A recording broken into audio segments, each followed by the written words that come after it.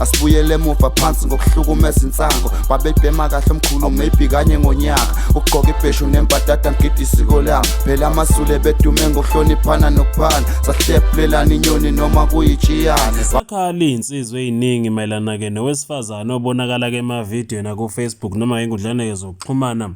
ekubonakala kahle kamhlophe ukuthi udaba kwenye ke ema university ebizwa ngeVets University ekuleli ke laseNingizimu Afrika. Insizwa ke lokhu ikhale eMathonsi ifuna ukwazi ukuthi ngabe ke lo wesifazane kungubani igama lakhe futhi ke udabwa kuphi nendawo. Nakuba kungesizona zodwa ke insizwa kodwa zikhona ke nezintokazi ethe zaphumela obala zancoma ke lo wesifazane ngokumela ukuba ke nguye. Lo wesifazane ubonakale ke ephawula kwelinye ke lohlela baba ke nalo kule university elibizwa ngokuthi ke indaba Fridays. Kulolu hlelo kubonela sengazuthi kusuke kukhulunywa ke mayelana ke nomuntu qobo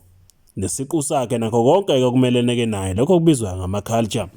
Kule ndaba kubonakala kukhulunywa kudingidwa ke indaba ke yobuqili okufaka phakathi ukuthi uNkulunkulu ke kunezinye izinto angazithanda ezenziwa ngabantu lezo ke ezinye zazi lezo ke isemasikweni omuntu omnyama. Lokho kufaka phakathi ke ukuthi umuntu ke eyedwa uhlukahlukene ke ikhawe eziningi njengoba singabantu abamnyama sehlukene ngobuso ukuthi wena kumuntu omnyama bese uhlobo luni ke lo muntu omnyama kwazi sephela khona amaXhosa khona amaZulu khona aMandebele kanjalo khona ke nabadabwe kwelase Nigeria nako Swaziland. Bonke laba bantu ke banezimiso ke zabe zahlukahlukene. Lokho kusho ukuthi ke indlela ke siphila ngayo nangendlela ke sidalwe ngayo zehlukene ke nangendlela futhi ofuna siphile ngayo esafico isemkhulu bethu ke bephila ngazo ke izindaba ke izindlela ke lezo ke zahlukene. Lo wesifazane ubonakale ke ethi kuNkulunkulu akakwazi ukuthi angaphikisana ke nendlela kusiko lami olihamba ke ngayo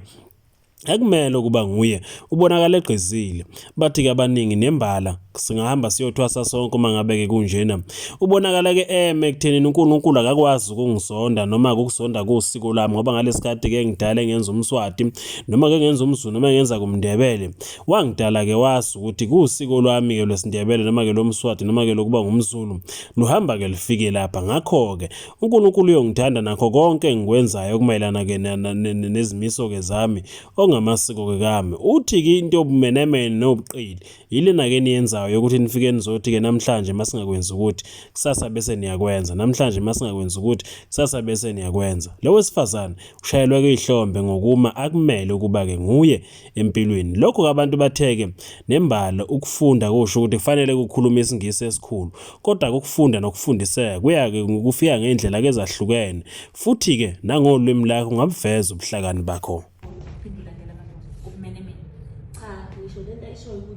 Uthi emini akwenziwa ukuthi nokuthi bese ebusuku uyokwenza lokho othe wena kwenziwa ubumenemene lokho but ukulandela uNkulunkulu nokugcina isuku lakho angiboni kubumenemene because uNkulunkulu bengeke angidale ngibe umZulu bese amnyanya bonke ngizothina ubumina yonke into eza nobuZulu bami bese athi akayifuni ubengeke angidale mhlawumbe ngibe yiNigeria lokhu usiko alibeka lapho phe kwami na yonke into indlela engangiphila ngayo before sihlangana sikwazi ukutravel bese athi uyayinyanya leyo nto ufuna abantu abamhlophe bezosicorrect bona because amazwe ngamazwe kukhona ubu-spirituality babo ngendlela benza ngayo. Uma ungabuka The Woman King abantu baleke amanye amazwe singabazi lapho but khona la behlola khona ngokwesimo samati besebenzisa imoya yamathongo khona la lo oshonile because ba ama-warrior kuyaliwa kuliwa impi masishonile i-warrior babeka a certain thing engathi i-stage esikhandwe ngeplanga balibeke lapho ukurecognize lelo thuna lomuntu then mase bebuya bemnike lokho ayekuthanda wazi wathi lona omunye ungamnika amazwi lona bethanda utshwala mnikele into ade ifuna ukubonisa ukuthi nabo baya recognize amadlozi abo in a certain way. Labo abantu esasingabazi just ukuthi manje ngoba sekune technology sinayo siyaxhumana angicabanga ukuthi uNkulunkulu bengabeka lola amnika usuku lakhe abeke lola amnika usuku lakhe bese sonke si wrong fune sizocorrect abantu abamhlophe abasitshela ukuthi basidiscover basithola siphila ngendlela yethu esayinokumdala bese umuntu afika athi discover kanjani ubani nezo discover leyo ngi-understand. Asibuyele emuva phansi ngokuhlukumeza insango babebhema kahle omkhulu maybe kanye ngonyaka ugqoka ibheshu nembadada ngidi isiko lami phela amasule bedume ngokuhloniphana nokuphana sahlephulelana inyoni noma kuyijiyane.